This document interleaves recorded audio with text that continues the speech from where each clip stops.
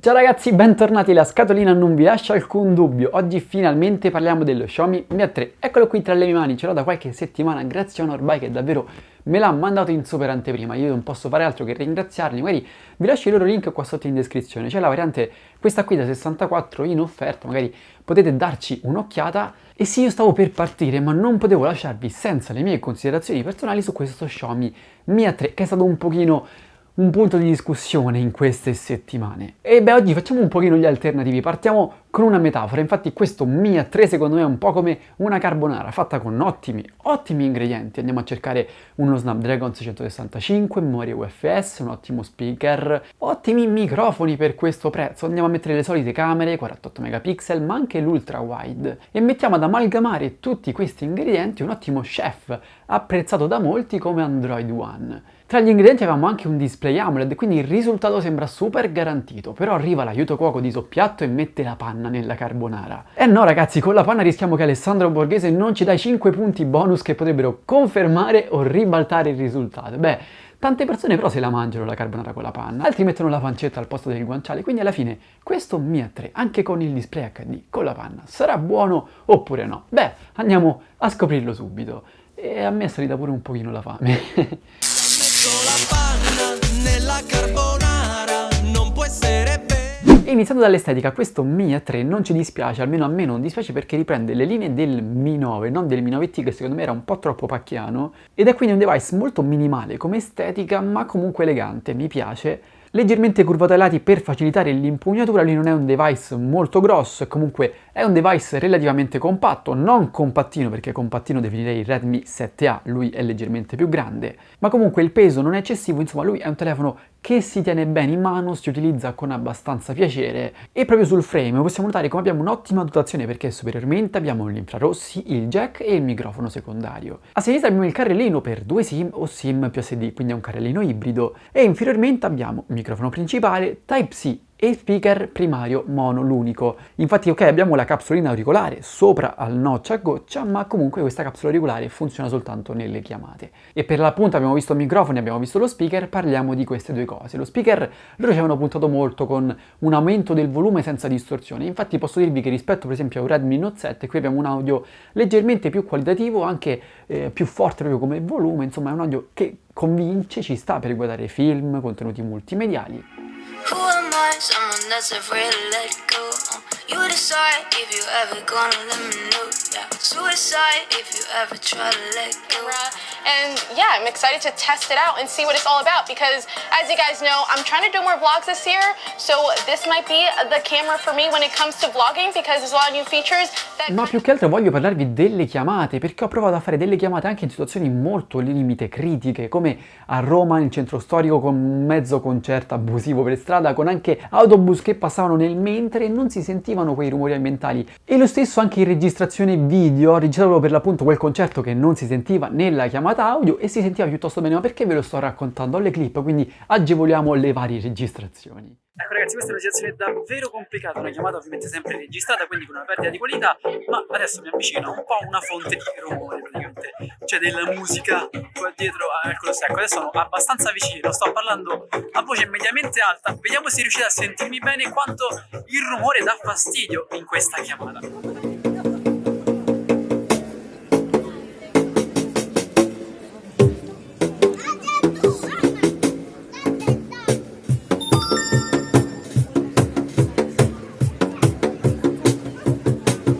E già che stavamo parlando di chiamate, finiamo col dire che allora io non ho notato un 4G+, anche se con l'aggiornamento di luglio ho visto che è stata aggiunta una scritta adesso che dice sempre che la SIM sta sfruttando i servizi HD. Allora non so questo cosa significhi, che sfrutta soltanto il VoLTE per le chiamate, non credo che intenda il 4G+, perché comunque su Android One si vede il simbolino.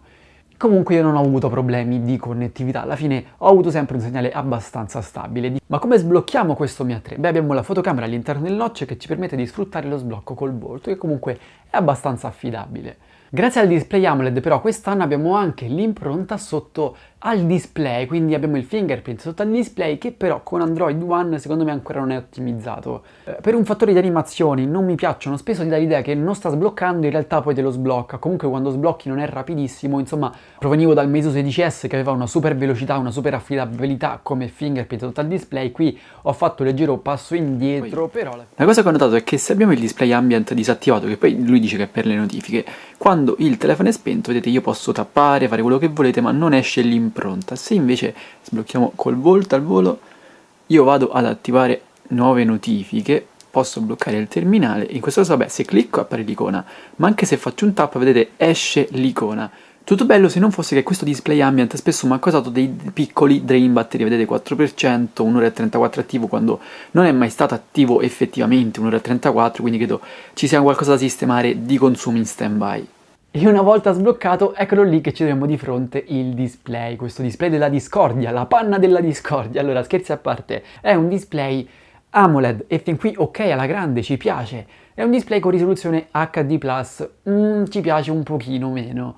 Non finisce qui perché è un AMOLED pentile, ecco questo proprio non ci piace perché già la percezione di un display HD Plus AMOLED su questo policiaggio non sarebbe stato proprio il massimissimo, ma con questa tecnologia abbiamo una resa ancora peggiore di quella che sarebbe stata, quindi il risultato finale è che praticamente sì, i pixel si vedono e questo chi se ne frega se siamo in giro per Roma e facciamo un video, se mandiamo un messaggino al volo. Ma quando andiamo a leggere del testo condensato, andiamo a leggere un fumetto, andiamo a vedere un documento, guardiamo un video, una serie TV, un film da qualche parte, in tutte queste circostanze l'esperienza che abbiamo, andiamo a visualizzare una foto nella galleria per capire se è venuta bene o è venuta male e in quel caso non riusciamo a notare il dettaglio perché c'è questa sorta di effetto un po' appannato, vi viene da passare il dito sopra perché non capite. Anche perché sono una di quelle persone che pensa che il display è la cosa principale, perché tu la visualizzi sempre quando utilizzi il telefono.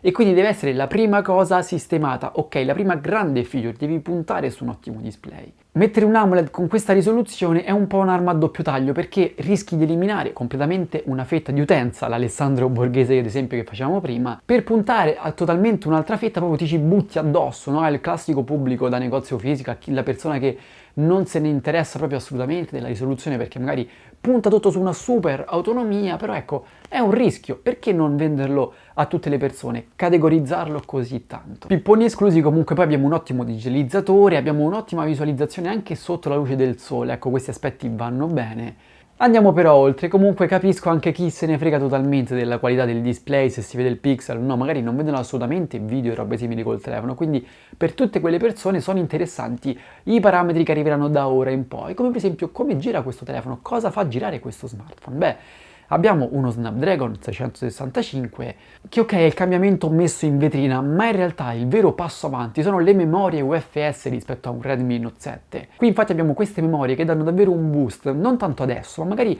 tra qualche mese, tra un anno, lì noterete il vero passo avanti di queste memorie rispetto a una eMMC.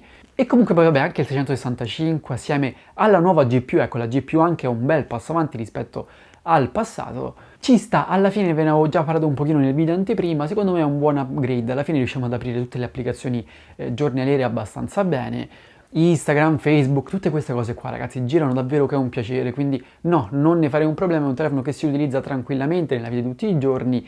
E come si gioca invece? Bah, si gioca abbastanza discretamente ragazzi, senza problemi, con un Grand Chase, un Epic 7, un Darkness Rises, tutti i giochi che girano decisamente molto bene. Ecco, su Talion magari abbiamo qualche scricchiolio in più, ma ce lo possiamo aspettare, insomma, non è un 845, un 855, dobbiamo un attimo categorizzare le cose.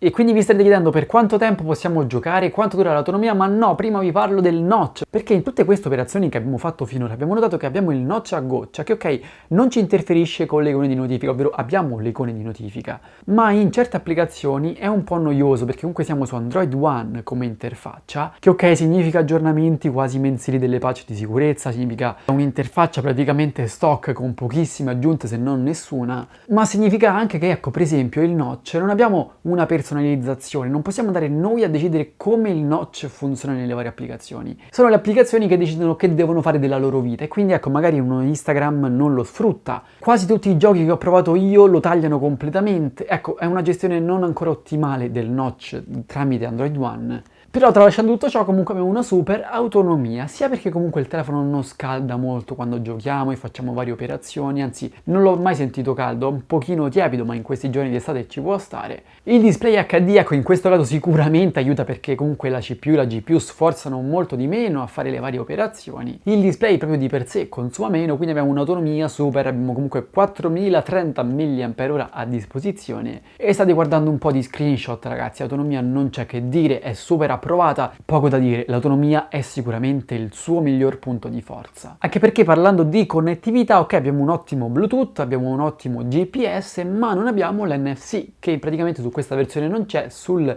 CC9 standard, quindi su un probabile futuro Mi A3 Pro ci sarà, ma in questa versione no.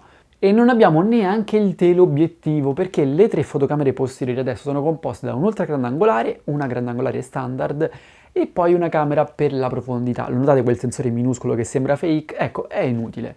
Anche perché per andare a sfruttare i ritratti andremo sempre a utilizzare la Gcam. Ragazzi, il video della Gcam per questo Mi A3 esce domani, quindi restate sintonizzati perché parleremo un sacco del comparto fotografico in giro per Roma di sera. Se vi interessa il comparto fotografico di questo Mi A3, oggi ne parliamo di meno perché domani c'è il video dedicato alla Gcam. E quindi oggi facciamo un po' più di scheda tecnica perché vi ricordo che il sensore principale è quello classico 48 megapixel che si uniscono 4 pixel in uno e vabbè, le foto alla fine vengono decentemente, quelle con l'ultra grandangolare un pochino più limitate perché il sensore è più piccolino, cattura un po' più il rumore, ovviamente non abbiamo stabilizzatore ottico, quindi i video sono un pochino più shakerati, anche se arrivano al 4K con stabilizzazione digitale. I selfie non sono male, ecco, non sono assolutamente male. E che altro potremmo dire di questo Mi A3? Parliamo del prezzo? Beh, vi ho detto che da un ormai stava sulle 230 euro, 232 con il codice sconto.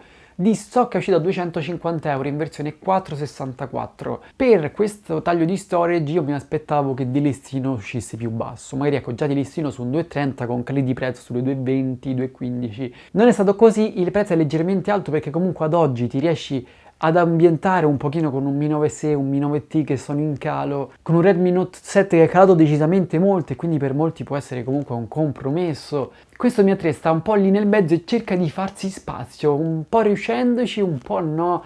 Tutto questo in casa, perché poi se usciamo fuori dal mondo Xiaomi, in realtà lui è decisamente più competitivo, è un bel telefono, quindi voglio sapere la vostra su questo Mi A3. Con quale telefono comparereste questo Mi A3?